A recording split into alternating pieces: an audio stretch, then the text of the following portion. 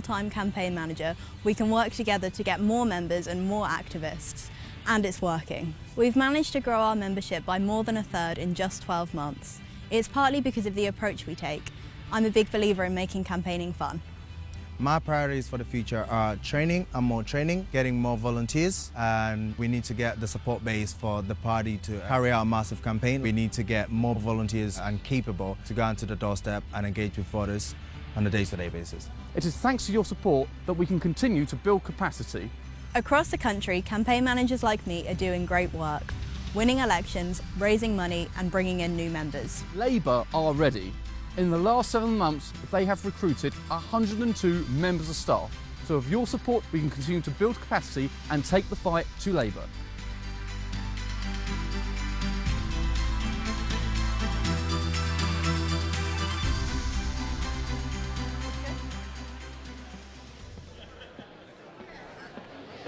Hello!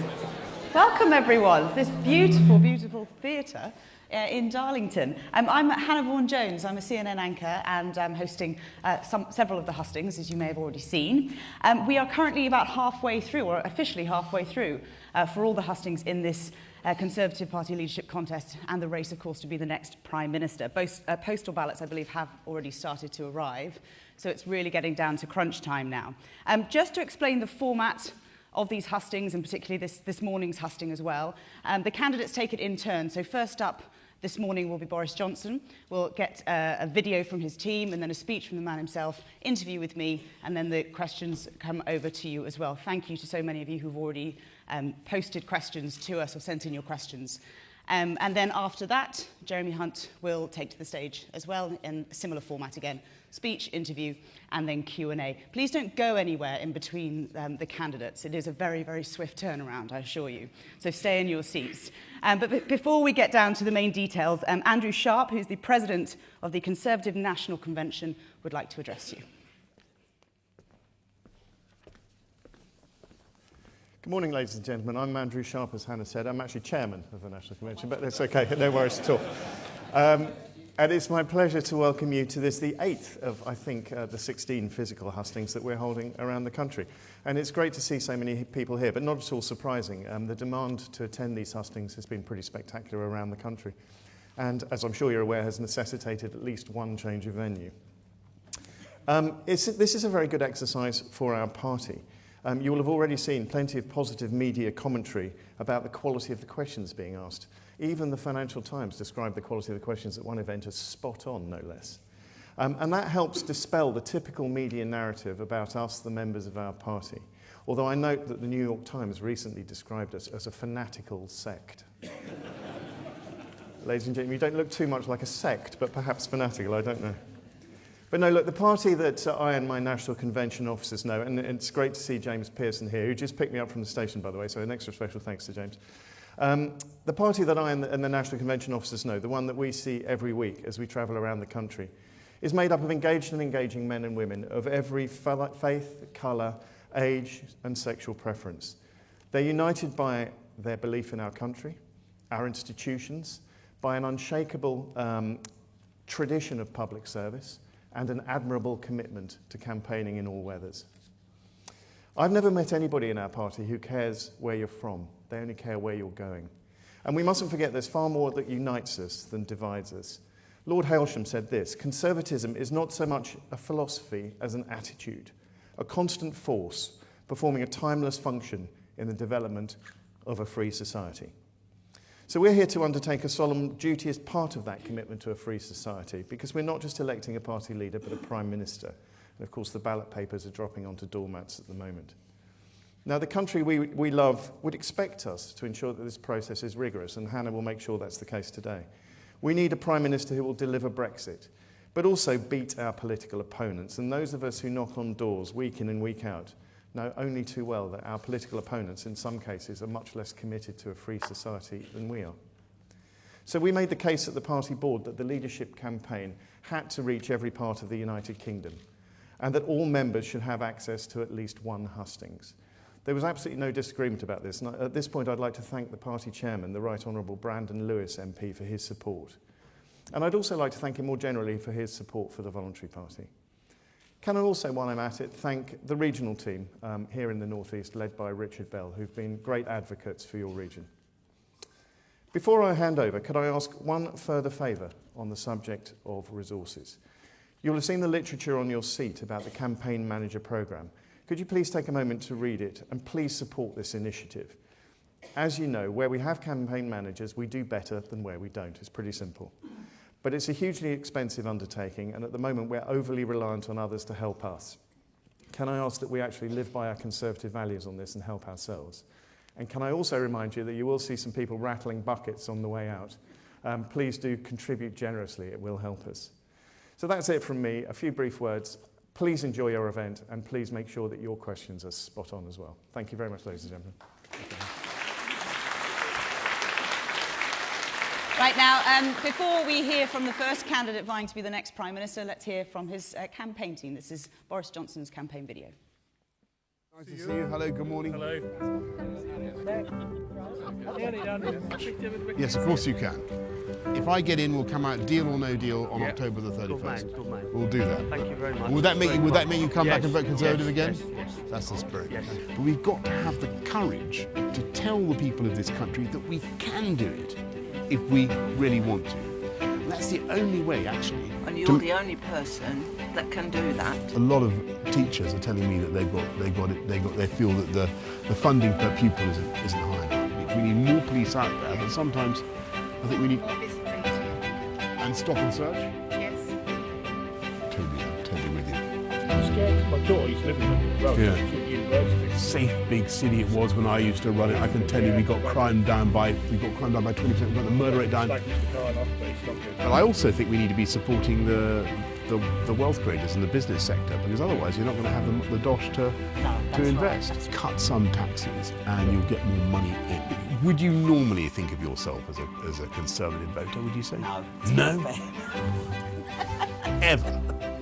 Can I ask you a terrible question? Would you consider voting for me? Yes. If there is one lesson from that referendum of 2016, it is that too many people feel left behind, that they're not able to take part fully in the opportunities and success of our country. That's why now is the time to unite our society and unite our country, to build the infrastructure, to invest in education, to improve our environment and to support our fantastic NHS, to lift everyone in our country, and of course also to make sure that we support our wealth creators and the businesses that make that investment possible. Now is the time for us to believe in ourselves and what we can do. And that's why I am standing to be leader of the Conservative Party. Ladies and gentlemen, Boris Johnson. Thank you very much, Hannah. Nice to see you. Good morning, everybody. Thank you very much for coming. Wonderful to see you. Thank you. It's fantastic to be here in the North East, which is, of course, the only net exporting region in the whole of the UK. Great to be in Darlington, birthplace of the railways, and fantastic to be here in Tees Valley, where Mayor Ben Houchen is doing such an extraordinary job. And I want to see him re-elected next year, don't you? Yeah. That's right. He's doing a wonderful... There he is. He's in the front row. He's doing a wonderful, wonderful job. And the way to make sure that Ben and all our wonderful Conservatives get re-elected next year and indeed in the future is to turn the situation around. And yes, I admit that we're not doing particularly brilliantly at the moment. If you consider we got 9% in the recent European Parliament elections, I don't think I've ever known a time when our great Tory Party polled 9%. But the hour is darkest before dawn. And we are going to get through this. And we are going to win again. My friends, we absolutely are. And to do that, there are three things that we need to... Thank you for that applause, even at this early hour of the morning. There are three things that we need to get done, and I think you all understand what they are. We need to get Brexit over the line. We need to come out of the EU.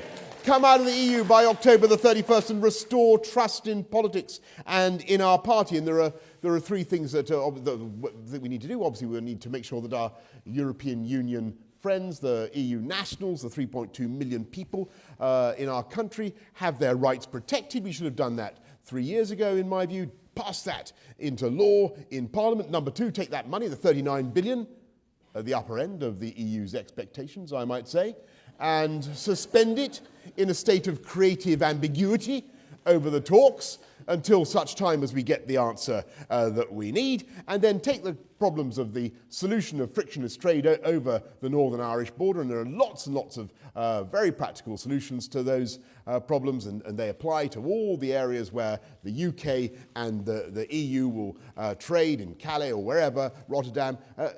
Solve them where they properly belong, in the context of the free trade deal that we're going to do after we've come out on October the 31st. Isn't that the logical thing to do?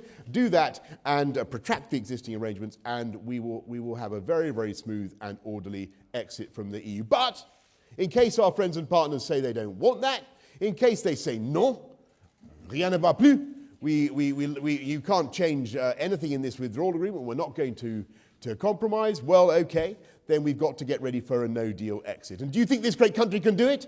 Yes. I think we can. We're a great country. Look, here in the North East, there's an enormously resilient economy. We can get ready for a no-deal Brexit. We can get ready our just-in-time supply chains. We can prepare. And the agricultural sector, people say that after we come out, there will be no drinking water and no planes won't fly. And I read the other day that the Ministry of Agriculture said that there will be no milk solids and glucose and whey to make the Mars bars on which our children depend. And I have to say, I think it is absolute nonsense. I make a confident prediction that whatever happens on November the 1st, after we've come out on October the 31st, the planes will fly, there will be clean drinking water, and there will be whey for our Mars bars, because where there's a will, there's a way, ladies and gentlemen.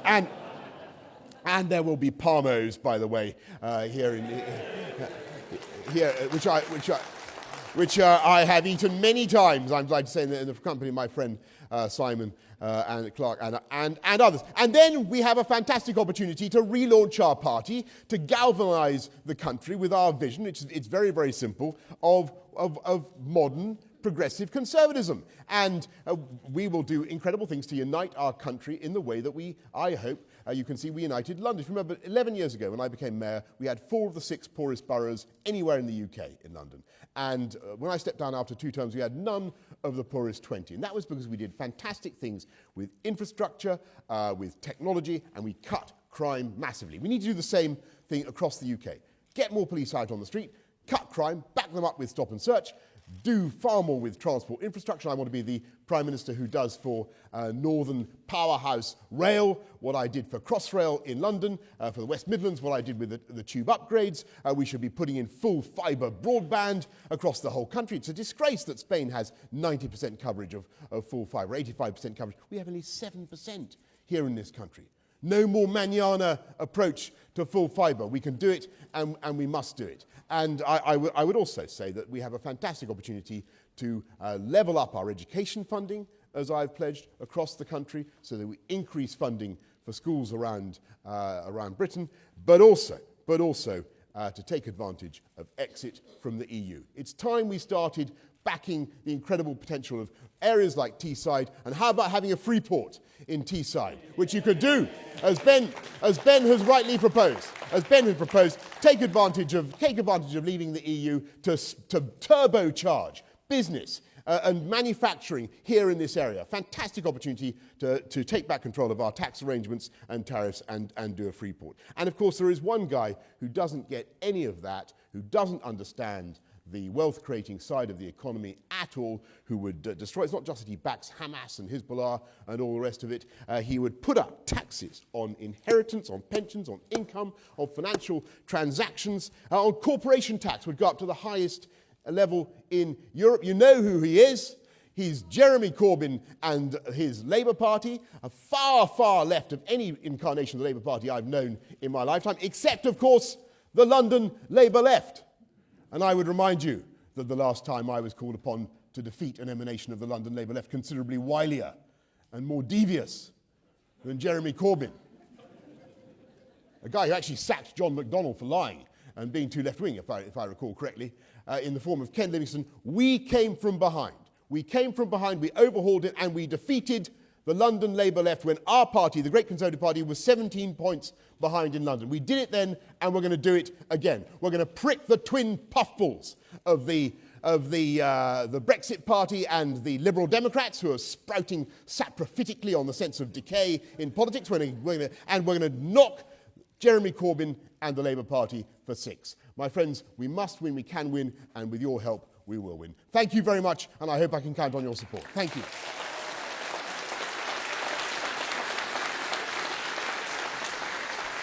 Thank you very much.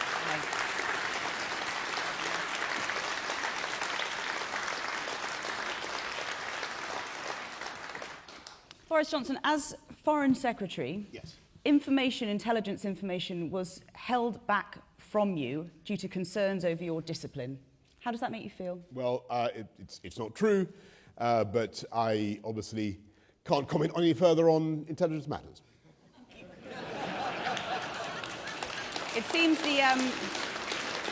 It seems reports suggest that the order itself came from Theresa May over fears that you couldn't be trusted. I'm sure that the Prime Minister will not comment on intelligence matters either, so I'm extremely dubious about the provenance of this story.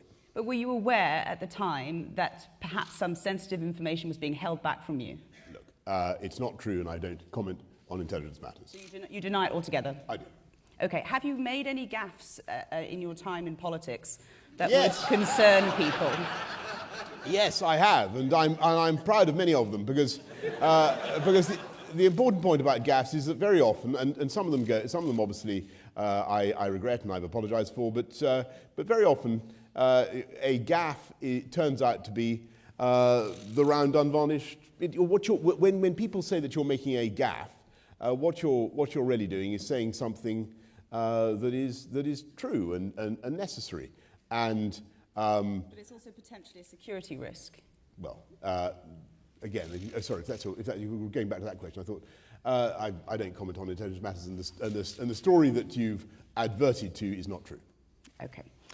Let's move on. No deal and Brexit. The Chancellor, Philip Hammond, has said that he's confident the House of Commons will find a way to avert no deal if you choose that route. I think, Philip and I sat in Cabinet for a long time together, and he was part of the Cabinet that was very, very determined to make sure that we got ready for no deal, that it was part of I think it was part of the Conservative Manifesto in 2017, wasn't it? And we all stood on that platform to get ready for no deal, and I'm sure that Philip has done his part to prepare. In fact, we were very close to being fully ready in late March. We could have gone out with a no-deal Brexit then. We will be totally ready on October the 31st, and I look forward to his support Philip's support in that endeavour. But where I agree with Philip is that is not necessarily where we want to end up. We have a very good opportunity, I think, to come out with a much better deal, and that is to take the problems of the backstop, remit them for a solution in the place where they logically belong in the context of negotiating the free trade deal. Are you concerned about this veiled threat or not so veiled threat from members of the Conservative Party in Parliament at the moment, the likes of Philip Hammond, Sam Gyimah, David Gauke as well, the Justice Secretary, saying that they would potentially come up with some plan to overrule no deal? Look, I think this is all a bit of a red herring. We are facing an existential crisis as a party and indeed as a political class, if I may say so, as representatives of the people. We asked the people whether they wanted to leave the European Union. It was right to ask the people after 45 years whether they wanted to stay in an entity that had so radically changed its ambitions, that had federalised, that had become a very, very different proposition, a federal political unit. That question was right to pose to the British people because it goes to their identity, their sense of their future, their destiny, their potential, everything they want to do. The British people returned a very clear answer. And considering the forces that were ranged against them on the other side of the argument, it was really extraordinary. They voted, 17.4 million people voted to leave. It was a clear majority for leave. The MPs acknowledged that, and they voted, MPs themselves voted overwhelmingly to trigger Article 50 and to come out of the EU. And now we're in a state where MPs seem still to be refusing to enact the mandate of the people. And that is why my party, our great party, is languishing in the polls. It's why Labour is on, 18%? You know, with heroic incompetence, Corbyn has managed to do even worse than us. It's quite extraordinary. And the very simple reason for that, the main parties are not getting on and delivering the will of the people. If we get on and do Brexit, then we will spike the guns of the Brexit Party and the Liberal Democrats, both of whom are prospering at our expense because of our failure to get this done. And I think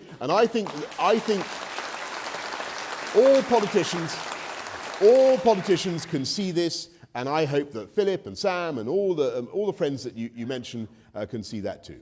The Conservative Party majority, though, within Parliament is very, very slim and seemingly now very, very fragile. You've said in the past that you think the mood is turning in Parliament. It doesn't seem to be the case. Well, actually, Hannah, I'm not sure that I agree with that. I think when I talk to my friends in the Commons, and I see Simon and Anne-Marie nodding wisely in the front row, and wouldn't it be great to have Peter Gibson, by the way, elected in Darlington? Wouldn't it be fantastic? Great.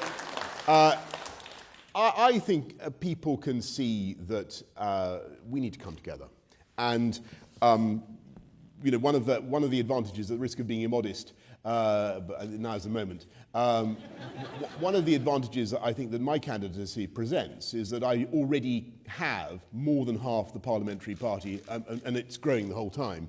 The MPs who are signing up to our cause, more and more are coming out for us, and that's great, because we've got dozens of leavers and dozens of remainers on our side, and so we're actually physically embodying what I hope will be the unity of the party. Now, it will be, there will be a lot of work to do. There will be a lot of engagement, a lot of conversations, but it can be done, and it's in the national interest that we do this, because what's the alternative?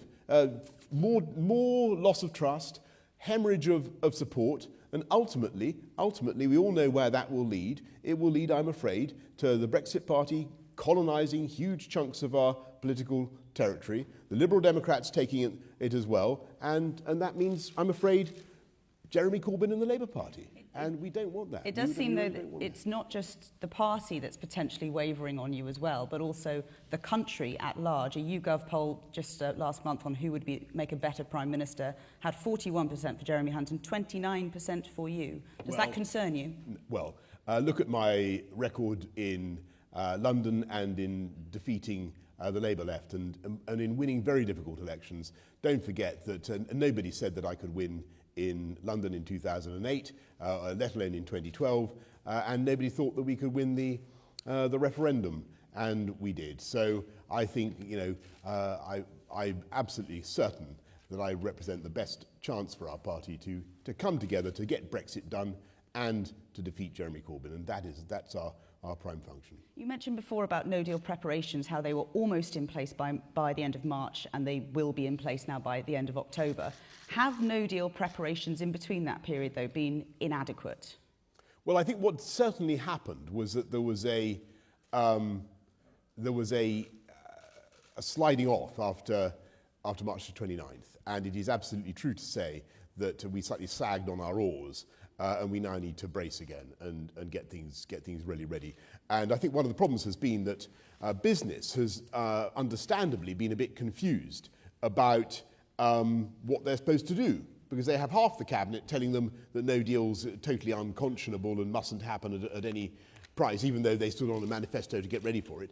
And then and then they're getting leaflets saying prepare for it. So I think business has been confused. My message will be very clear. We have to get ready, we have to prepare, and we have to believe in ourselves. And if I may say so, the reason I set October the 31st as a hard deadline, and the reason we've got to go for it, is because I think we've had enough of defeatism and negativity from this government. I think the British people are fed up with being told that they can't do X, Y, or Z, when we know perfectly well that we can. And I think that our opponents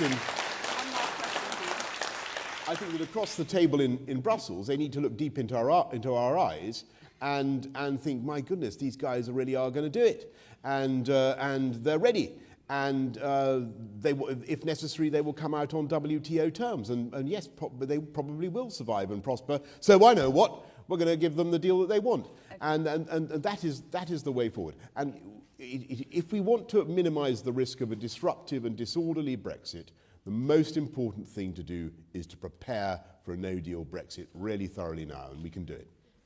Final question to you. Can you give an example in your political life when you've set your own self-interest aside for the benefit of the country? Well, it's a good question, but I would, you know, I don't, obviously it's embarrassing but true, but that you know, it is obviously possible. I mean, how should I put this? To make more money by not being a full-time politician. I don't want to put too fine a point on it, but you know, you have to make sacrifices sometimes, and that is the right thing to do. And you know, there's no doubt at all that you know. Being a full-time politician means that I won't be able, for instance, to rapidly complete a book on Shakespeare that I have in preparation, and that means that unjustly neglected author will no longer, you know, get the treatment he deserves as fast as it might otherwise happen. And I'm sorry, and that will I honestly say that will grieve me, because I love Shakespeare and I love writing about him. And after dinner speeches that you've taken significant payment for since stepping down as Foreign Secretary? That will, you know, so I will be depriving myself of the joy of completing that work on Shakespeare as fast as I would like, and I would be depriving the reading public of elucidation on Shakespeare, which I'm sure they've been crying out for. Let's see if they're crying out to ask you some questions then as well. We're going to go to the floor now. There will be microphones being passed around, so if I do call your name, if you wouldn't mind just waiting until the microphone comes to you. We're coming to Peter Wood, if Peter is here. If you just make yourself known, so we... There you are. Lovely. Peter Wood from Sunderland.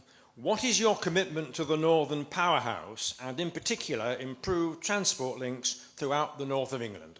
Well, I think that the Northern Powerhouse needs to be given much more content, and we need to be investing not just in full fibre broadband that I have described, but we need to be really putting in those high-speed rail connections. And we as Conservatives were really driven by we are the party that puts in fantastic transport infrastructure, by the way. You look around at all the big schemes that have been done over the UK, whether it was the Channel Tunnel or the M25, the Jubilee Line extension.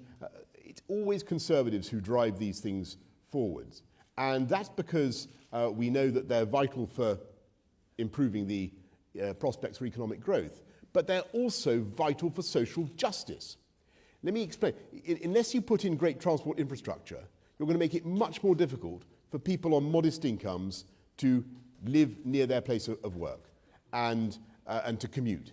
And if you do put in great mass transit systems, high speed, you know, the Crossrail of the North, which I would like to see, then you revolutionise the productive capacity of those regions. And look at what you could do in the West Midlands as well, by the way. It's incredible. And you liberate people on low incomes to get great jobs. I want an economy which is high wage and low tax and high skill. That's the way forward for our country. Terry Walker has a question, just at the back there to my right. Thank you. Good morning, Boris. Good morning, sir. Terry Walker.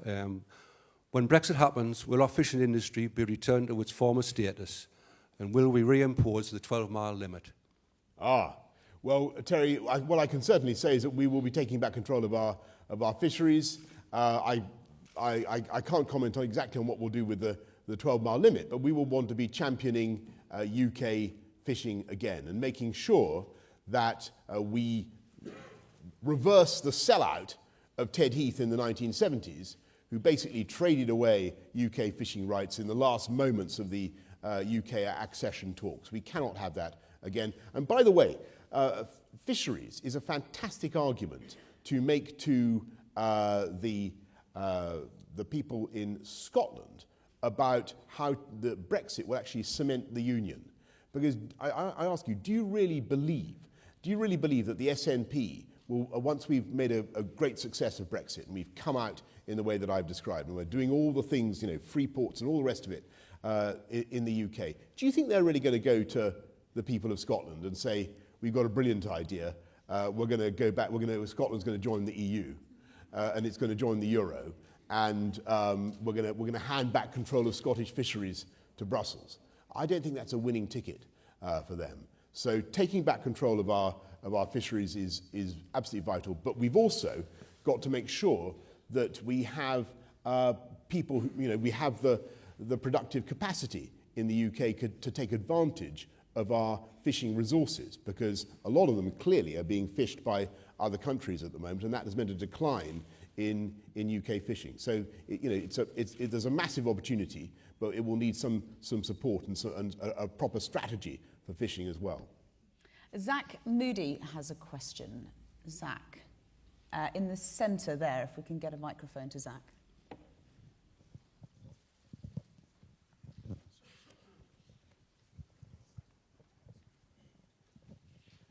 Hello, I'm Zach Moody from Gateshead. As a young Conservative, I would like to know how you will appeal to more younger voters. My friends and fellow students at school are not fans of the party, and I would like to know what you're going to do to combat that.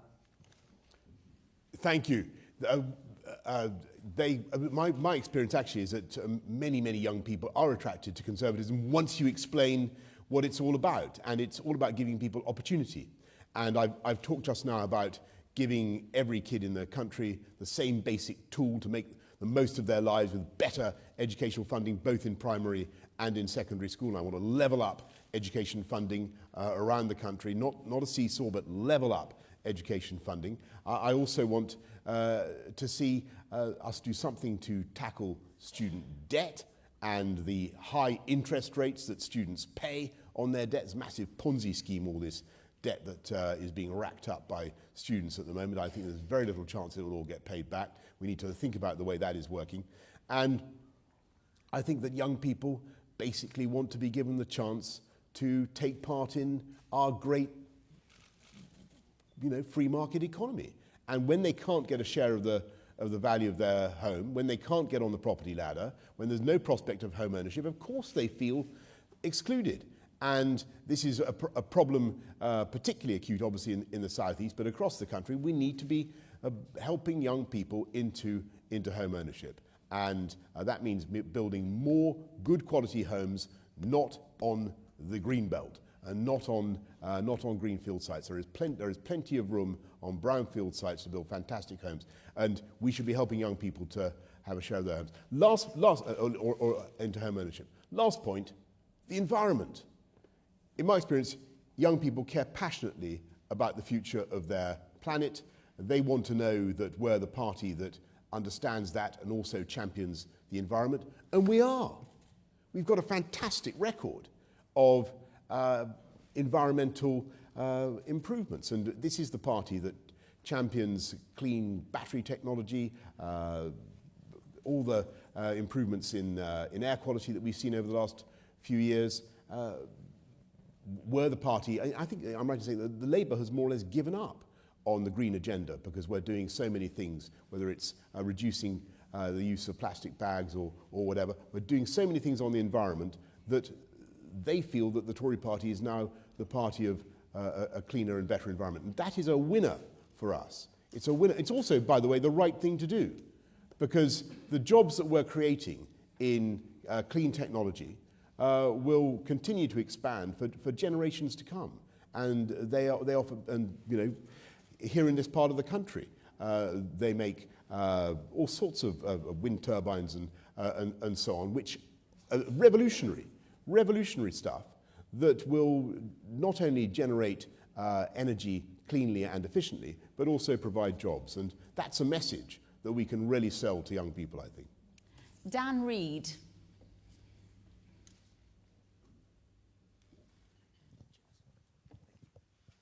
Good morning. Do you support the idea of a British constitutional document similar to that which exists in the USA to protect freedom of expression? Well, I think that we have. Look, I think we have a general right in this country to say whatever we want, provided we don't infringe various statutes against hate speech and xenophobia and all the rest of it, and that's the way it should be. And the presumption in our country should be in favour of liberty. Once we're outside of the EU, though, after Brexit, and outside of the Charter of Fundamental Rights of the EU, would British rights still be protected with regards to Dan's question on freedom of expression? Oh, sorry. The right to free speech has been protected in this country since the 18th century. I'm sorry, we don't owe our right to free speech to the Charter of Fundamental Rights of the EU. It was Mansfield's judgment in the case of Wilkes or whatever, and the North Britain that protected free speech and freedom. We don't need any. I'm sorry, this also makes me mildly irritated. We don't need any protection from the Charter of Fundamental Rights of the EU, blessed document though that is, to guarantee free speech in this country. And may I say, I deplore xenophobia and racism and hate speech of all kinds, and there should be no place for that in our party. But I do think we should be able to sometimes speak our minds frankly without fear that we're instantly going to get our heads bitten off. If I can put it that way.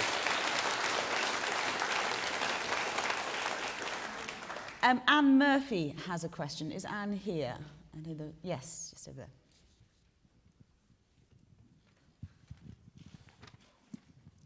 Thank you. Anne Murphy from City of Durham. Is austerity a dead duck? Well, I was on a plane to Dublin not long ago, where we were exporting live ducklings to Ireland. I'm proud to say. Sorry, I don't know why I say that. Just to show the diversity of UK exports. So the hold was full of live ducklings. I'm afraid they were all going to the Chinese restaurants of Dublin. Austerity itself is, I think, not a helpful term. I never liked it. It was always right to bear down on the national debt. It was always right to reduce the deficit, and I pledge as Prime Minister to continue to reduce the national debt. That is very, very important. But I think now is the time, and I believe there is widespread support for this, for us to do some targeted spending on things that really need investment. And I've mentioned education, and I think that's the right thing to do. I've mentioned policing, and I think that is also right. There is fiscal headroom to do this spending, and we should do it. But we should also, don't forget, the Chancellor in February, I think, took in 14.5 billion more in revenues than he spent. So there's about 26 billion there, and we should be putting money into things that really matter, including, as I say, broadband and infrastructure as well. But you can also find some ways of cutting taxation. And every time corporation tax has been cut in this country, it has produced more revenue. And we as Conservatives should be looking to stimulate business and enterprise. And I've talked about what we could do with a Freeport here in Teesside. We should be stimulating business and enterprise by looking to cut taxes that are unfair or too high. And business rates, I think, are very high at the moment. And I think you'd actually stimulate more growth if you had some judicious tax cuts as well. And we'll be looking at that side of it as well, but bearing down on debt the whole time.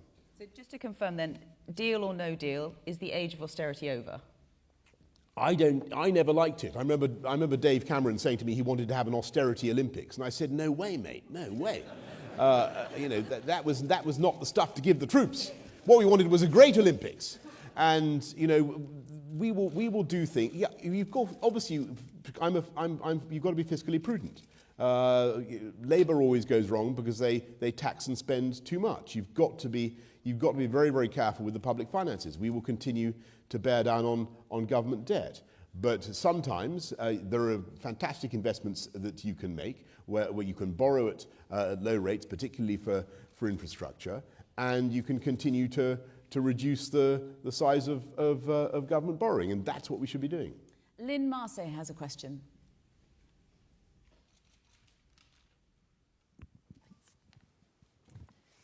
Billions of pounds are spent every year on overseas aid, and yet families in Broadwater Farm, one example, live in dire conditions and face the summer holidays with no free summer play schemes and no free school meals. Many such families will have international background. Irony or a scandal? Thank you. Do you mean Broadwater Farm in Tottenham? Yeah. Right. Oh, forgive me. Okay. Yeah, look, I mean, obviously I was the mayor of Broadwater Farm and the whole of London, and you know, you say many such families have international backgrounds, and yes, that is absolutely true. And, you know, London is the most diverse city in the world, 300 languages spoken there, but it's also the most economically productive region of the whole of Europe. It really is. And it's our ability to attract people of talent from around the world that has helped to make London so extraordinary. And actually, you're starting to see in other great cities around the UK, you're starting to see the same sort of mix. A youthful population, university educated, diverse, obsessed with tech, all sorts of stuff that I don't understand, and doing all sorts of startups and enterprises that are very, very exciting and driving the economy. Now, I think that the story of communities that have come to London and made their lives in London is amazing. And it, you know, began, you could trace it back to the Huguenots, the Jewish refugees from Tsarist Russia, Bangladeshis, you name it. Waves have come to London, and slowly they have changed, they have adapted, and they've made their lives, and they've helped to make our national culture, and they've bought into it. And that's what I want for our country. I want everybody who comes here and makes their lives here to be and to feel British. That's the most important thing, and to learn English. And too often there are parts of our country, and parts of London still, and other cities as well, where English is not spoken by some people as their first language, and that needs to be changed, and people need to be allowed to take part in the economy and in society in the way that that shared experience would allow. Sorry. I'm sorry. Forgive me. No, well, maybe I have misunderstood the question. Part of your question was about should we spend more then on immigrant families already here in the UK rather than sending the money abroad?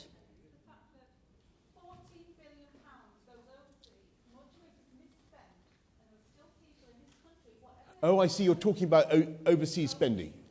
Okay. I'm sorry. Lynn, forgive me. I understand what you're saying. You're asking about the ODA budget and the 0.7% that's spent on development aid, and why are we spending money overseas when we have... I'm sorry, I get your question. Look, just to complete the point about immigrant communities in London, they're showing extraordinary economic success and dynamism. So that's a fantastic thing. But in terms of spending on overseas aid, I do see people's anxieties about it. I do understand that a lot of money is shoved out of the door and spent by aid agencies in a way that we don't necessarily control. And I think successive development secretaries would agree with me about that. But it is a fantastic thing that this country does. I would like, and it gains us huge admiration and respect around the world. And believe me, it really does. But I would like to see that money spent in a way that is more consistent with UK commercial objectives and UK diplomatic and political objectives. Because it seems to be crazy to be spending £14 billion a year, or whatever the ODA budget is, when we could be using that money more tactically to support British business without in any way frustrating our development objectives. And I noticed in Japan, the Japanese were brilliant at backing their companies with export support and with overseas development finance. Sorry, I noticed in Burma, for instance, the Japanese were very good at supporting their companies in a way that we weren't. And we need to be much, much cleverer, I think, in the way that we use ODA finance. That's what I'd like to see. I want to get on to some more questions. Michael Stevenson, please.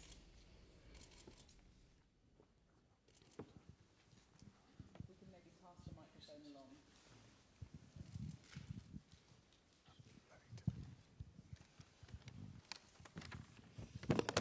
Morning, Mike Stevenson. The average profit per hectare for UK farmland is £150, which is the same as our current environmental payments from Brussels. Will it be sustainable to continue to pay us for greening and the environment post-Brexit? The short answer is yes, Michael. We will continue to support UK agriculture. We will make sure that we continue with vital support for farmers.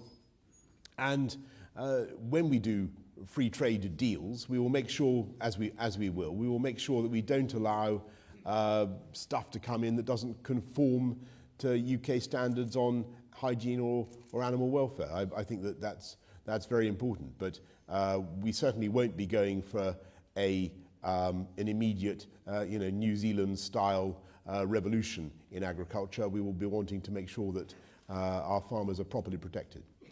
Fiona Smith. Is Fiona here? Oh, yes. From Redcar. My question relates to the job prospects and career prospects of degree apprentices and apprentices in general, as this is a region where apprenticeships are very popular. How do you intend to attract inward investment to the UK post-Brexit to protect the jobs of the 95 engineering and science degree apprentices which I arranged last year? Well, first of all, thank you very much for what you've done to champion those apprenticeships and to arrange them. This country is a magnet for inward investment already. We got last year £1.3 trillion in overseas investment, far more than any other European country. And we did it because we have the right times and we have the right language. And what I will do to help attract more is several things. So of course, I talked about the tax environment, that we want to have the most tax competitive environment for business in Europe.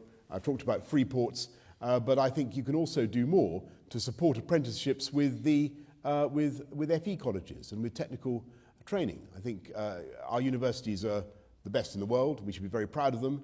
But a lot of kids actually would do equally brilliantly with technical and practical training in FE and in further education. And we should be, I think it's a Cinderella sector. It's had its funding cut and it needs proper support. And that, I think, would help boost apprenticeships as well. Susan Elliott. Susan, just at the front here to my right. Good morning, Boris. My name's Susan Elliott from Bishop Auckland.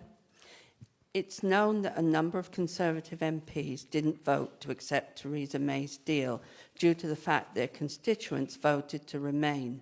How are you going to convince them to vote for your deal when they don't want to leave? Well, I think that they're just going to have to get used to the fact that unless, and we're all going to have to get used to the fact that unless we get on and do this, we will continue to hemorrhage support. So I just really revert to the answer I gave earlier, which is that we face extinction unless we get Brexit over the line. And if we get Brexit over the line, we have a massive opportunity. And so we need both to be less defeatist and more positive. And that's the way forward. So colleagues of yours in Remain-leaning constituencies would vote against their constituents to support you? Well, I think that we live in a united kingdom. It was the biggest ever expression of popular will. I think all those MPs voted to trigger Article 50. They all did. let's get on and do it. They owe their constituents, they owe the country, they owe the people to get it done. Martin Bell has a question, I believe, Martin in the middle. Not that. I don't think it's that Martin Bell. Glad he's back. Where's Martin Bell? He's in the middle, but if we can just pass the microphone down, thank you.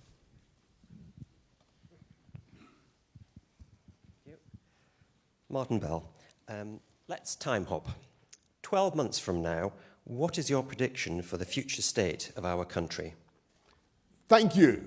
Martin, I think the future state of our... I think if I'm right, and if I'm elected, and I hope I will be, then I think that our country will have pitchforked off the incubus of Brexit. We will have got it done. We will be set fair on a programme of boosting education around the country, of making rapid strides in improving our transport infrastructure, rolling out full fibre broadband, another year down the track of rolling out full fibre broadband, and we will be bringing our country together. And I think we will, I hope very much that we will be once again powerfully and convincingly articulating a conservative mission to our country and conservative values.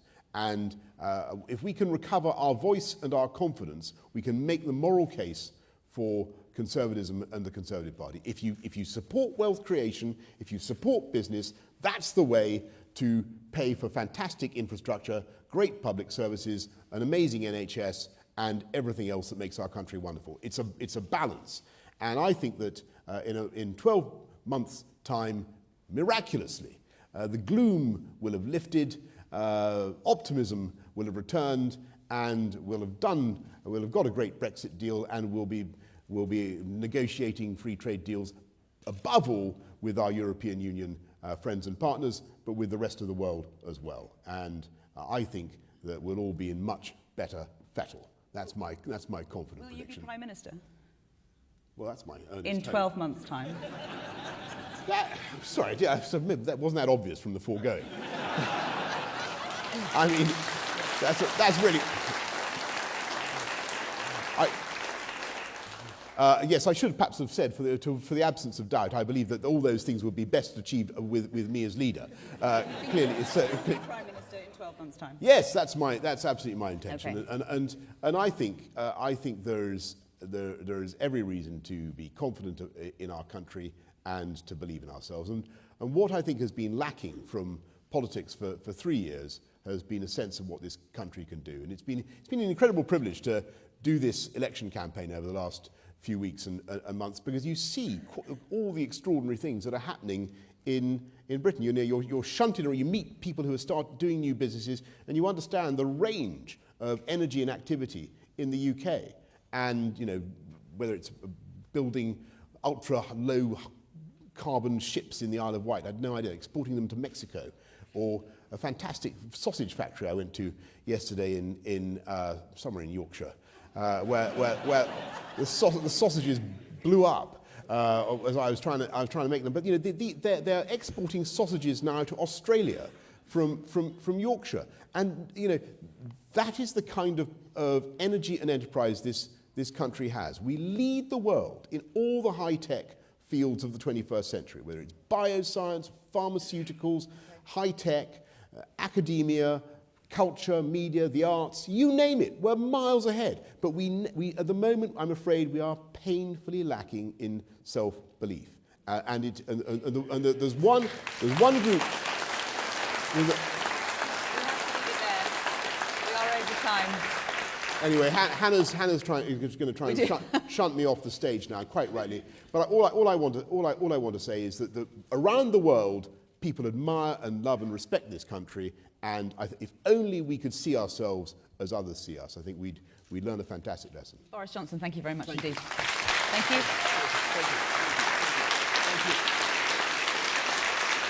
Now, as I said, don't go anywhere. We're going to go straight into the next candidate as well. So before we hear from Jeremy Hunt, let's hear from his campaign team.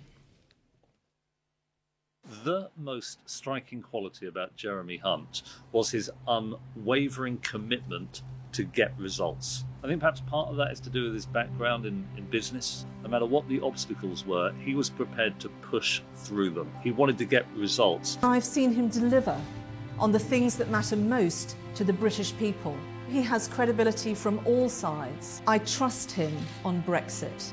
I've known Jeremy for 40 years, and about 25 of those years we worked together, setting up various businesses. Those early days were absolutely about his determination and grit. He would never give up. When I first met Jeremy, I realised he was a man who actually was committed to making a difference. In 2008, I lost my baby son Joshua as a consequence of serious failures in his care during my campaign to kind of uncover the truth about what happened. I was struggling to be heard. Jeremy really listened and treated me as a grieving dad rather than a troublemaker. I knew that this was somebody who was going to change things. My mum died quite tragically from poor care in Mid-Souths. Jeremy was incredibly kind. He saw the bereaved daughter behind the campaigner and he saw it was people that mattered. I have known Jeremy Hunt since the early 2000s. He and his business partner started funding the education of children living with HIV in our community-based programme. Jeremy's generosity was sensed by us all.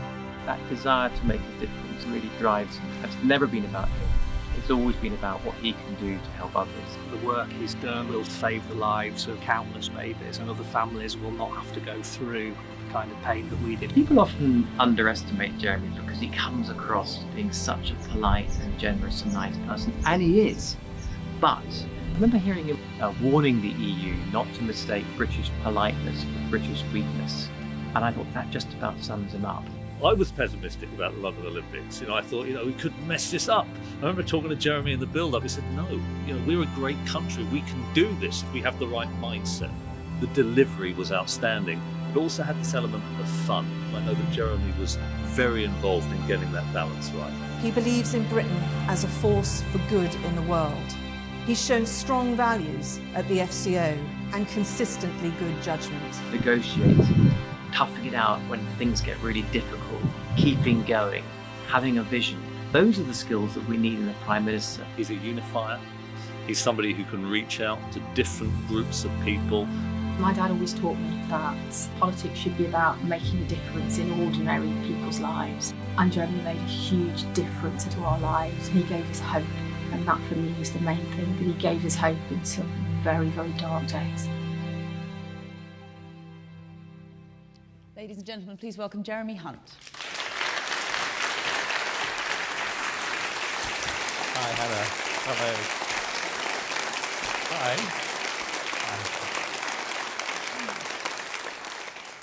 Well, good morning, ladies and gentlemen, and it's fantastic to be in Darlington. Yesterday in York, at the Railway Museum, I saw Stephenson's rocket, and of course now we are at the home of the world's first public railway, which everyone knows, but I found out some other things about Darlington that I didn't know before, which is the engineering brilliance here means that you are an exporter of bridges all over the world. There's a Darlington Bridge spanning the River Nile, a Darlington Bridge spanning the Amazon, and of course, it's not just engineering brilliance, but it is political brilliance in having a Conservative Mayor of Teesside, Ben Houchen. Let's give Ben a big round of applause.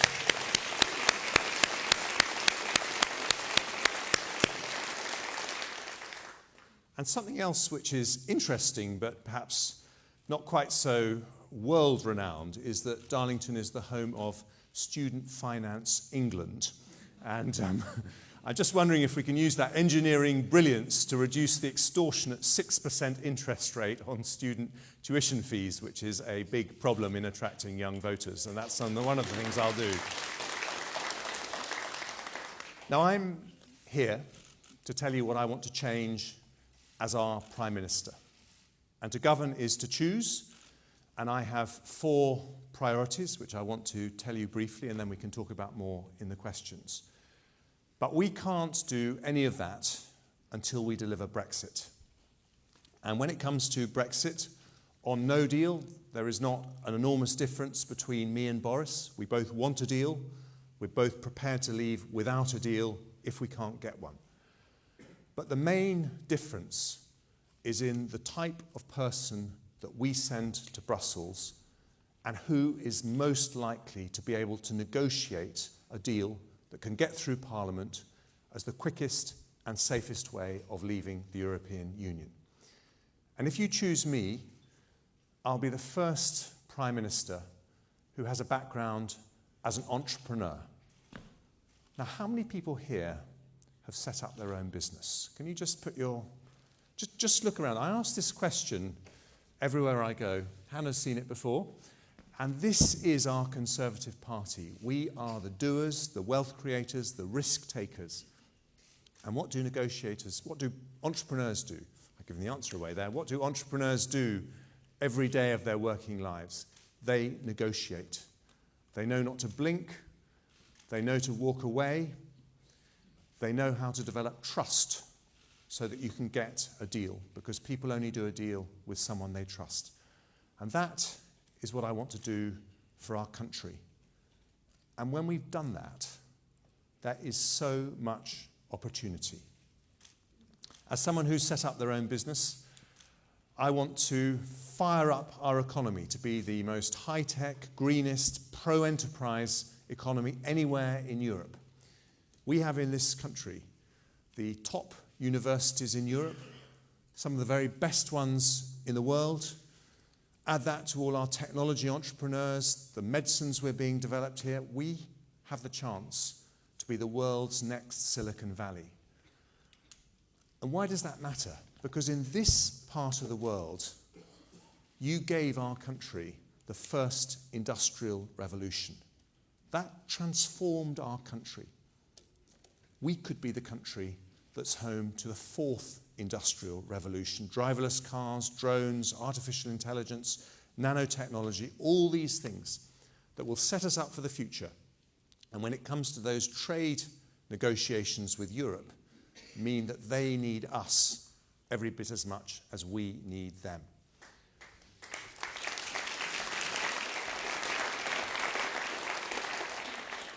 Now, I'm also the son of a naval officer who wants Britain to walk tall in the world.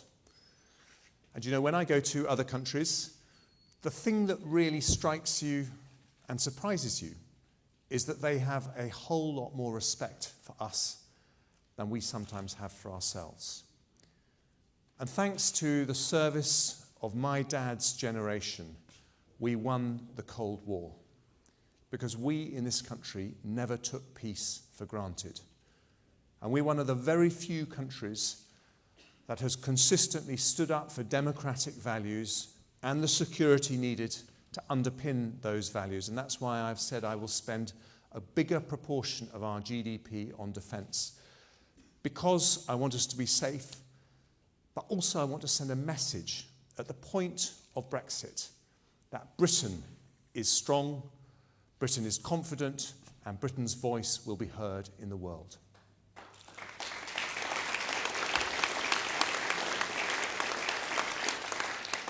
And then the third one, we're racing through these priorities, and I'm looking at the clock as I know Hannah is. I think that Conservatives must have a social mission as well as an economic mission. You saw all those hands go up just now. People know that we understand wealth creation, but they need to understand our values as well.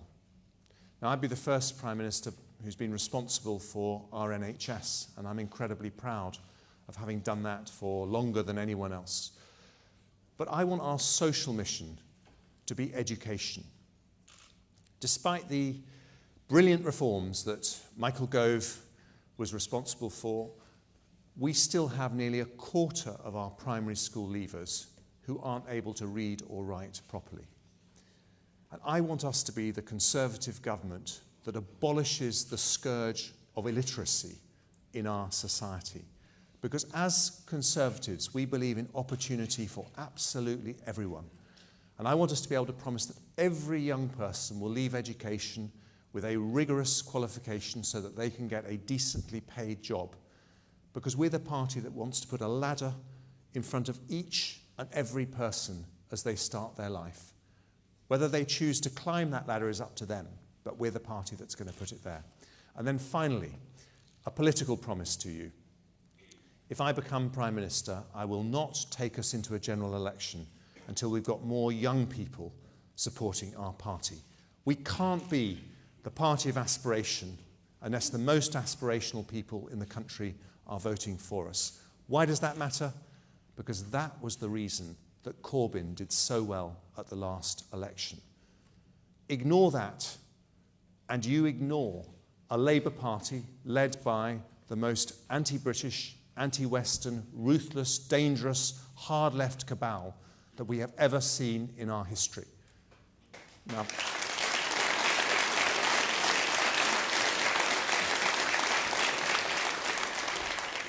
Now, faced with a hard-left populist, ladies and gentlemen, we could choose our own populist, or we could do better. We could choose our own Jeremy. And this is a Jeremy who will win the argument for enterprise, aspiration, social justice. Get this wrong, and there will be no Conservative government, no Brexit, maybe even no Conservative Party. Get it right, and we will deliver Brexit, unite our party, unleash the enormous potential of our amazing country, and send Corbyn packing. Let me show you how. Thank you very much.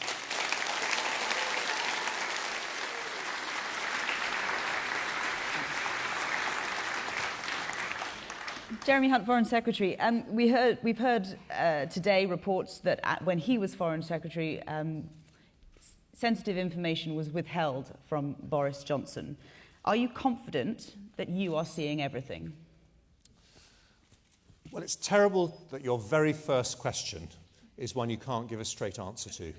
But we do have a rule that we never comment on intelligence matters, and that would include... Confident that you're seeing everything? And that would include comments about my predecessor and comments about myself. And I just say this, we have the finest intelligence services in the world in this country, but that does depend on some discretion by the Foreign Secretary, so I'm not going to breach that now. I'm not asking you to reveal sensitive information, but how concerned would you be if you learned that intelligence information was being withheld from you? I'm sorry, I have given you a straight answer. I'm not commenting on intelligence matters. Would it impact your ability to do the job? Theoretically and practically, it would impact on every Foreign Secretary if we started answering questions about intelligence, and it would be the wrong thing to do. Okay. I want to talk to you about Islamophobia within the party as well. Do you support Tory Party members being allowed to choose the next Prime Minister while they are still under investigation for alleged Islamophobia? Well, 2 points on that. First of all, we're a party that has led the charge against Jeremy Corbyn for not dealing with anti-Semitism, and I think the way he has behaved in the Labour Party has made me ashamed to be British, because frankly, as someone who's visited Auschwitz and thought rather complacently that we would never have to worry about anti-Semitism in our own country, to see what Corbyn has been doing in the Labour Party is absolutely sickening, number one. I'm coming to that. But if we are going to do that, we have to root out all prejudice in our own party, including Islamophobia. So that's why I support an independent inquiry. The reality is that before you can deprive someone of their vote, there has to be due process. That is fair. But normally, what happens when that is happening is that people are suspended. That's the normal practice. I support that normal practice. So the ballot papers have already been sent out. So people who are currently under investigation will potentially be able to select the next Prime Minister of this country. Do you support that? Well, if there is anyone who has those prejudices, who has managed to slip through the net and is voting in this election, don't vote for me. I don't want your vote. Okay. Anne Widdecombe, former Conservative colleague of yours, now obviously with the Brexit Party, she has likened Brexit to the emancipation of slaves. How damaging are comments like that to successful negotiations that you would wish to take up with our EU partners?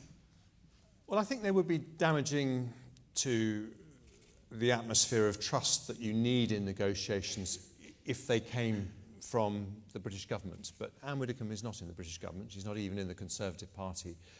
And I think there's been some terrible rhetoric on the EU side about the United Kingdom, which has been the biggest friend to the European Union since the whole time that we've been in it, which has defended Europe with our armed forces, which has troops in Estonia, which helps defend countries like Poland and Romania. So I think we need to dial down the rhetoric on all sides and come to a sensible way forward that allows us to leave the European Union cleanly, but also be the best of friends afterwards. There are seemingly a growing number of Conservative MPs who are plotting or trying to come up with some kind of plan to avoid no deal at all costs. With a fragile majority in Parliament, how do you intend to win them over? By showing them that we have an approach that is most likely to secure a deal. And I think the reason that things sadly went wrong for Theresa May is that the EU stopped wanting to negotiate with us and stopped wanting to make concessions because they didn't believe that she would be able to deliver the British Parliament. So in my negotiating team, I will have the DUP, the ERG, Scottish and Welsh Conservatives, a team of people that will demonstrate to the European Commission that whatever we are offering, we can also deliver through Parliament. So I think that's the most important thing. But to my colleagues who want to take no deal off the table, I just say to them, any negotiator has their hand profoundly weakened if the other side think that you can't walk away. So the best way to get a deal is to leave no deal on the table. And the best way to get an orderly Brexit and to avoid a disorderly no-deal Brexit is to give our Prime Minister the strongest possible negotiating hand. So please don't take no deal off the table. Let us negotiate the best possible deal. Considering no deal and no deal preparations that have been made so far, as a nation, are we woefully underprepared as things stand for no deal, given that Brexit could just be around just 120 odd days away? No. I think we got a bit behind a year ago. I think there have been some very impressive efforts in government to raise our preparedness. But well, as I say, I think we got a bit behind in those preparations, but I think things have been turned around since then, and we are in much better shape in terms of government preparedness. But as Brexit Secretary Steve Barclay said, there is still a lot of extra work that's needed to be done by businesses.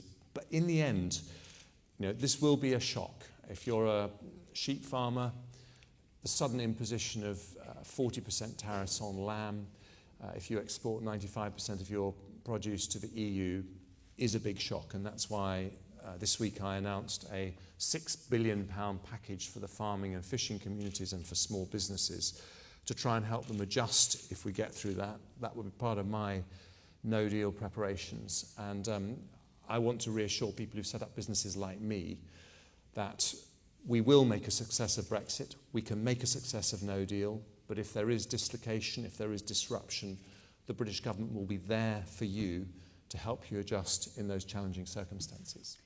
You've written in the Sun newspaper, I believe it is today, about your programme for housing, your plans for housing.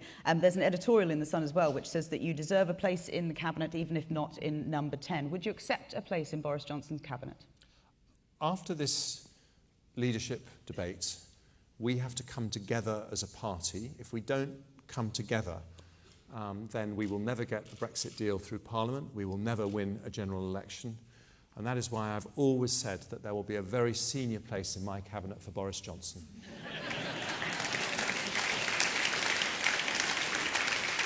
If you were to be in his cabinet, would you wish to stay on as Foreign Secretary and perhaps continue with Brexit negotiations? Well, you're talking about hypothetical situations, Hannah, and we politicians never comment on hypotheticals, but I have answered that question, and of course I would be honoured to serve in a Boris Johnson cabinet. Okay. As far as leadership and character are concerned, when was the last time you let someone down?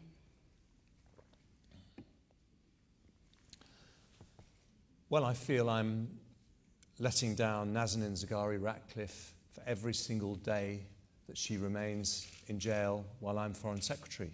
And I have tried very hard to get her out. And I met her brave husband, Richard, on many occasions.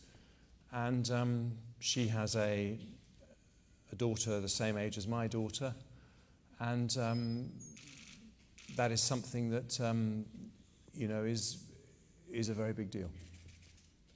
How does it make you feel, and what will you do about it?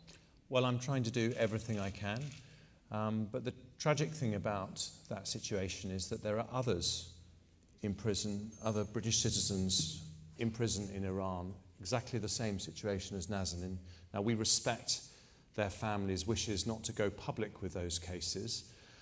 That's a very personal choice, but if it wasn't for the bravery of Richard Radcliffe, the world wouldn't know the tactics Iran uses. And it's not just Brits, by the way. There are other countries' nationals that are held hostage in jails in Iran as tools of diplomatic leverage. And so this is something that we think about every day. Every foreign secretary does as well. I'm sure I'm not alone in this respect. But I think remembering the individuals suffering in these situations is something that's important to do.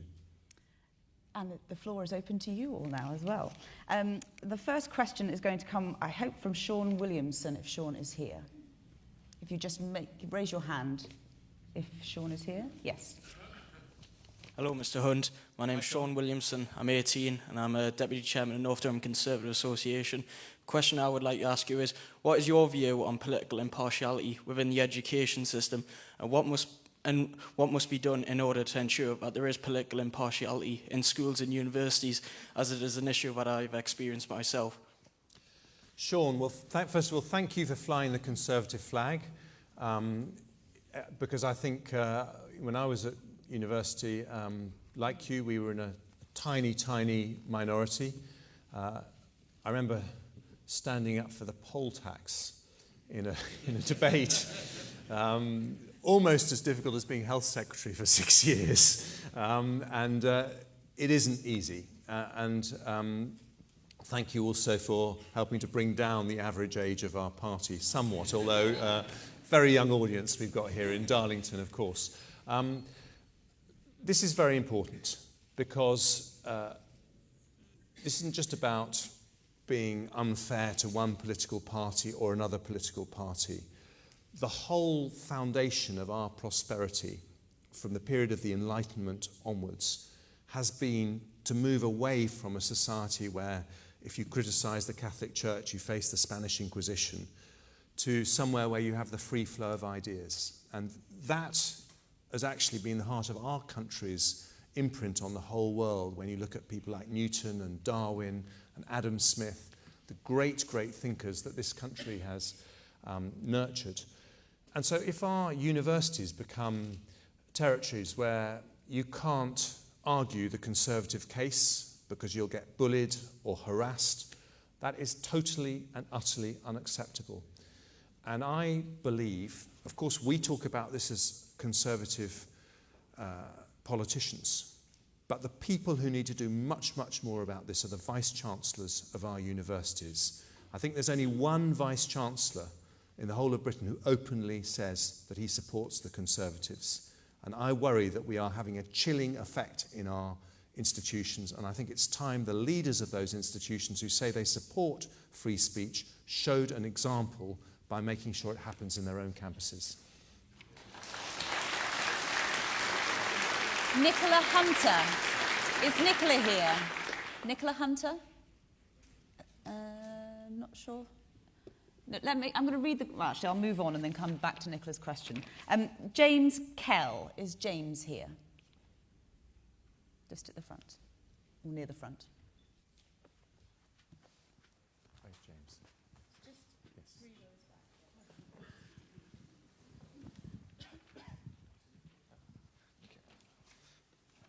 Good morning. How will you ensure that a post-Brexit immigration system works in the best interests of our country?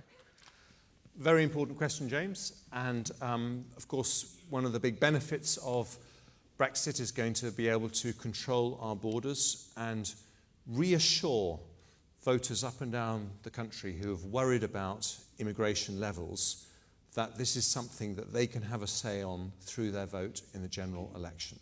So that is why we must absolutely make sure that we get back control of our borders through the Brexit deal that we negotiate, or if necessary without a deal, if that's the only way that we can do it.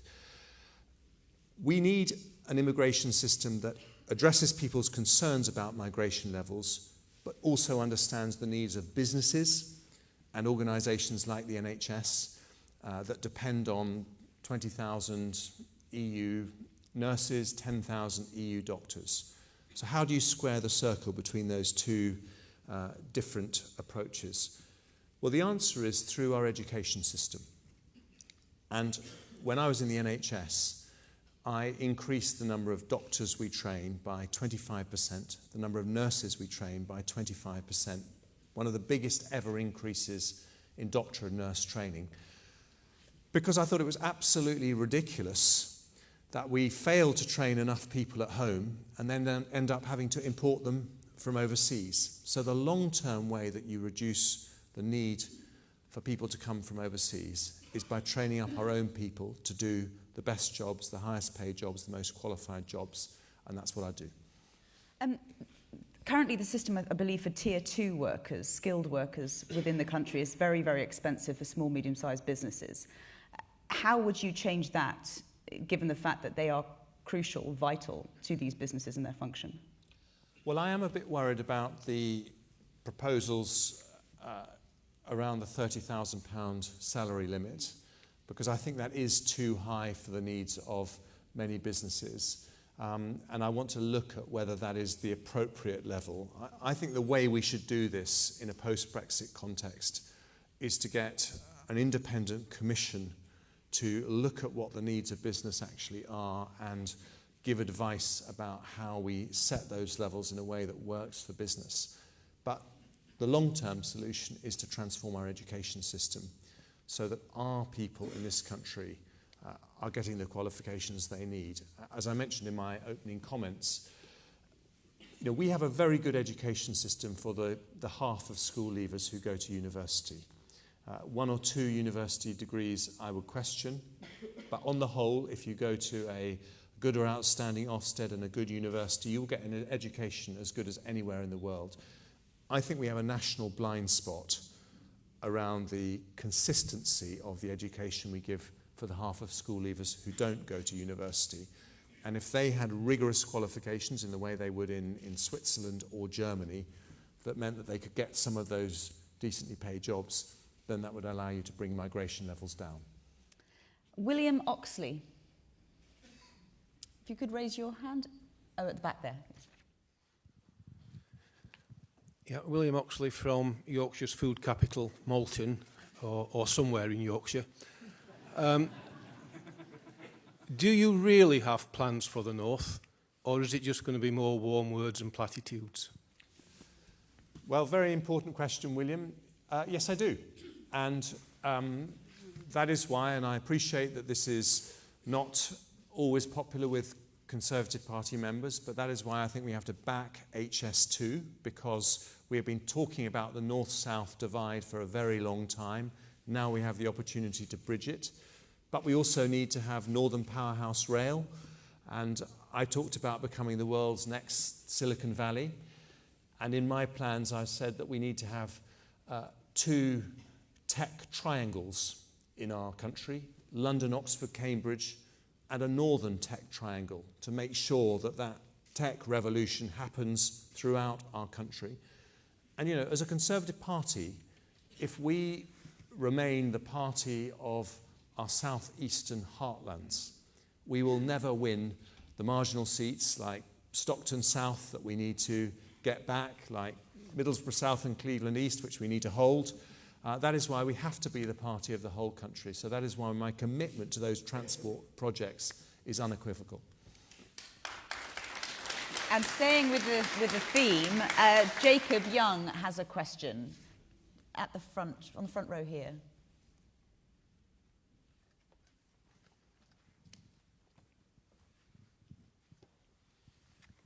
Cheers. Jacob Young, I work in the chemical industry in Redcar. Here in Teesside, Teesport is one of the largest ports in the UK. As Prime Minister in a post-Brexit Britain, will you support Teesside manufacturing and commit to making our port the first UK free port? I think the free ports idea is an interesting one. I have done work in the past at the Port of Bristol, and I've had discussions about how the free port concept can work. And I think it's got potential. So I would be happy to look at doing that and see if there's some potential for Teesside. Would you support a UK-wide policy for free ports? I think it would be difficult to do it as a UK-wide policy. I'm not sure I know of any large country in the world that has done that for all their ports. But as a way of attracting investment into areas that need extra investment, I think it has potential. So you're not committing to it, but you would look into it? Yes. Okay. Georgia Ray. Just down to the right.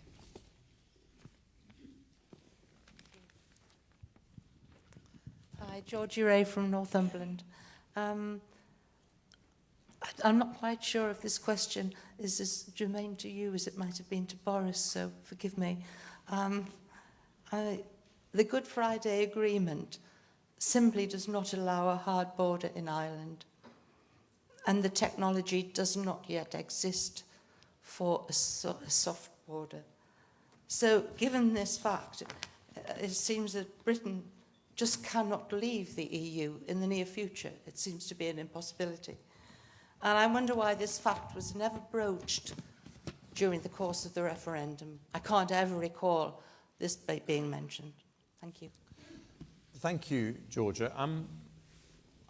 I think that we have not had a good debate on the Northern Irish border, but I am actually as cross with the EU for the way that they have handled that issue as any discussions that were had in the referendum campaign, where frankly there were exaggerated claims made on both sides, and that's what the British people are very good at doing. They're cutting through the fog of claims that politicians make and coming to their own judgment, as they did in that referendum campaign.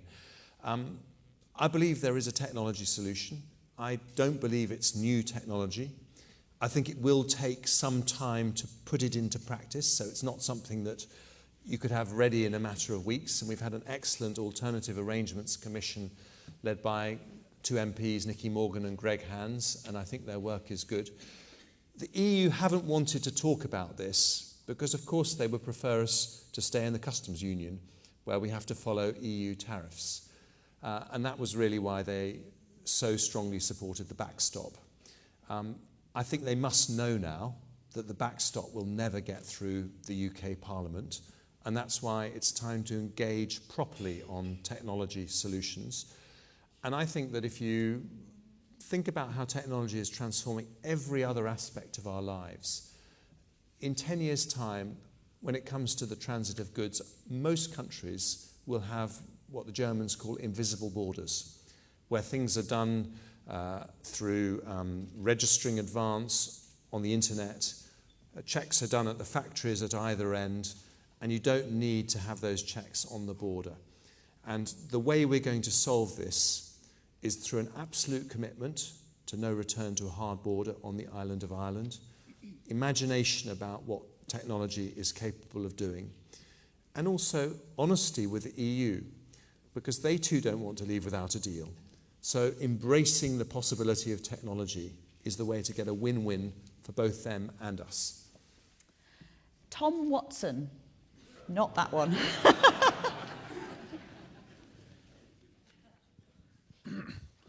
Yeah, Tom Watson from Scotch Corner. What specific policy would you introduce, if elected, to aid the environment? Thank you, Tom. Hearing your name reminds me of a Conservative councillor I met in Sussex in the middle of the junior doctors' strike, whose name was Jeremy Hunt. And I remember expressing some sympathy for him. Two brief comments on that. First of all, getting the environment right is a litmus test for young people as to whether Conservatives will be conservers, stewards of the planet.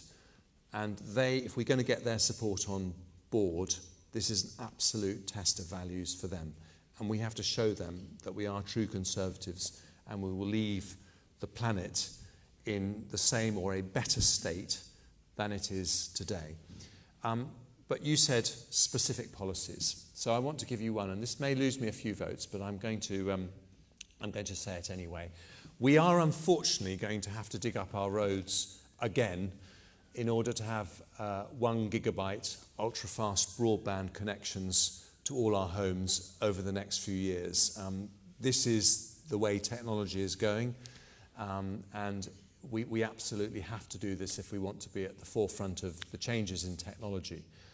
So my proposal is, at the same time as we do that, in our cities and in our towns where we have residents parking, why don't we put in electric car charging points at the same time so that we can move to electric car only towns and cities? And this would dramatically improve the pollution levels in our towns and cities, which is very important to young mums and dads when they're taking their kids for the school pick-up. It would reduce emissions, and it would mean we could promise that within a decade we have pollution-free cities in our country. So that's my specific proposal.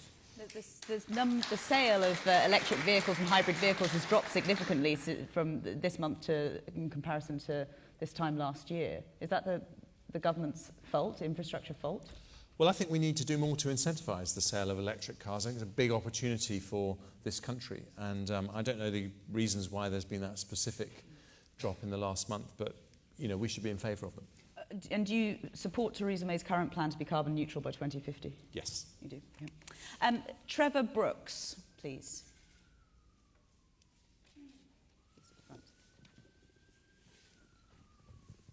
Good afternoon, Mr. Hunt. My question relates around WASPy women, and it's what are your plans to address the injustice of the 1950s women's state pension scandal?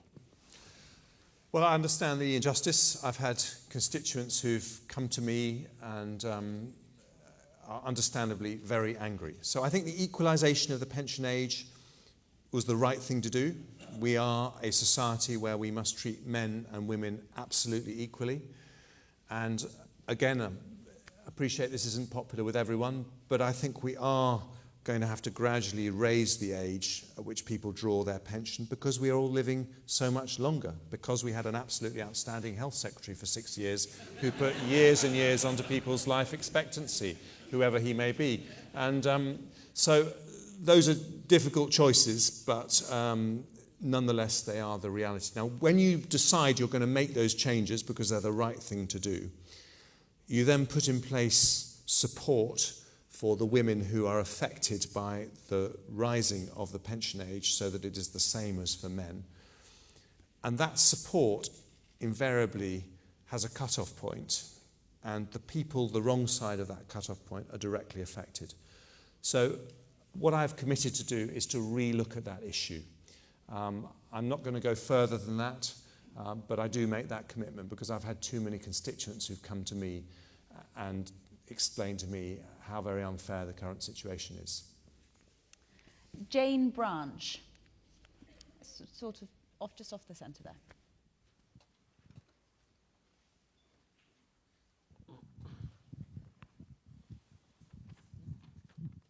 Thank you. Yes, I'm Jane Branch. I work for a charity delivering homeless prevention services in North Yorkshire. Dementia, is that? Homelessness prevention. Homelessness prevention, right. Yeah. The austerity cuts to local government spending has hit local communities very hard. Brexit seems to have overtaken everything. This needs to be put right. Will this be a priority for you? Thank you, Jane. And let me say something very specific about homelessness prevention, as that's your field. The biggest single thing we can do, we've got some very good initiatives on rough sleeping, which are starting to bear fruit, although we have seen the numbers rising, but they've just started to fall a little bit. But the biggest single thing I think we can do is to improve mental health provision. And that is something that I was very closely involved with when I was Health Secretary. We've got to train up about 19,000 more mental health professionals over the next few years before we can fully ramp up mental health provision. But that's the specific thing on homelessness. The broader question on austerity. I was part of the cabinet that arrived in 2010, faced with the biggest financial crisis since the Second World War. And I think that David Cameron and George Osborne did a superb job, some very, very tough decisions, cuts in public spending. But the result of those tough decisions, we put the economy back on its feet, and I was able to secure a big extra funding settlement for the NHS as Health Secretary. And I defend what happened then, but with the benefit of hindsight, and it is only with the benefit of hindsight, I think there were a couple of areas where austerity did go too far. And one of them was on police numbers, where there was a delayed effect. Crime carried on falling for a while, but now I think we've seen a rise in knife crime, and we need to do something about that. And the other is the social care system, where I think we have too many older people trapped in hospital beds because they can't get a package of support in the community. And as a Conservative, I want us to be a country where every single older person is treated with dignity and respect. So those would be the two things I want to look at most closely. Thank you, Jane. Adam Wildsmith. Looking around, just at the second row here. Thank you. Do you think no deal would put at risk the reputation of the Tories as the party of business? Well, I feel this issue very acutely as someone who's run their own business and someone who has had to lay people off in my business, good people who've worked hard, who've given me their loyalty and support over many years because of a sudden change in market conditions that means that I can't afford to employ them anymore. And that is one of the most heartbreaking conversations that you ever have to have if you've run a business. So I would never make light of the challenges of a no-deal Brexit. And I am passionate for us to be the party of business. But we're also the party of democratic values. And the country voted to leave the European Union. And one of the things that we are respected for all around the world is the fact that we are one of the oldest and most robust democracies in the world. And people know that the political establishment in this country didn't want to leave the European Union. People like me campaigned to remain. And they're looking at us and they're saying, are you really that brilliant democracy you've been telling us you are? Because we're just going to give you this little test. We're going to ask you to do something the political establishment didn't want to do. And we've got to look them in the eye and say, yes, we are that democracy, because this is a country where politicians do what the people tell them. So for businesses, I say to them, I'm going to put in place a huge package of support, including cutting corporation tax, one of the lowest levels in the world, 12.5%, the levels they had in Ireland, big support for farmers, fishing communities. And we're going to leave the European Union, and we're going to make it a tremendous success. And who the biggest winners will be when we get to the other side, it's the businesses up and down this country. That's what I'm going to do. Samantha Liddle. Is Samantha here? Samantha Liddle? No? No, I don't think I can see a raised hand. Okay, this is again on no deal. Anthony Bentley. Is Anthony here? Just at the front.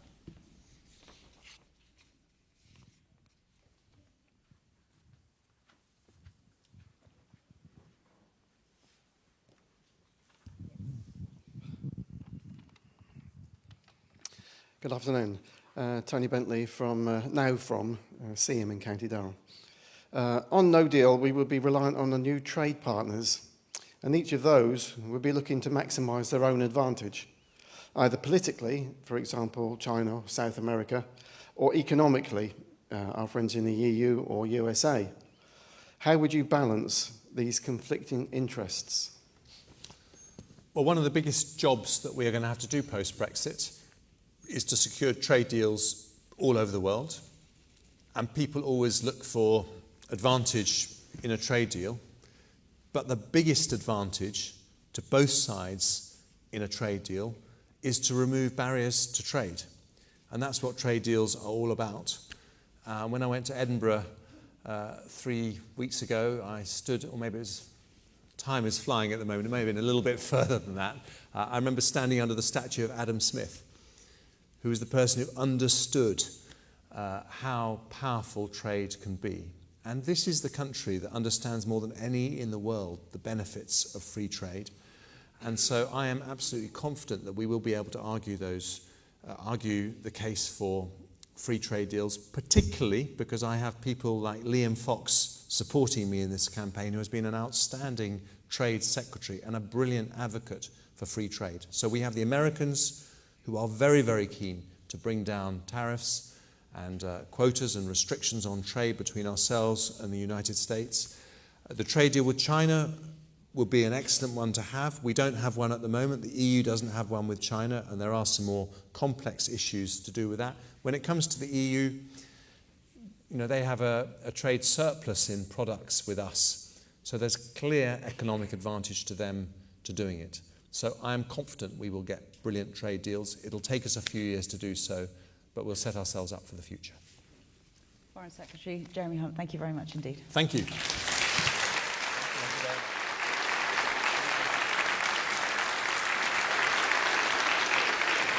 And thank you as well. As I said, we know that ballots have already gone out, ballot papers have already been sent out. It is down to you as the Tory Party membership to decide the next Prime Minister of this country. The hustings continue. As I said, we're about halfway through at the moment. So I believe the candidates are heading north of the border to Scotland next. So perhaps you can follow them there. Thank you for your contribution this morning.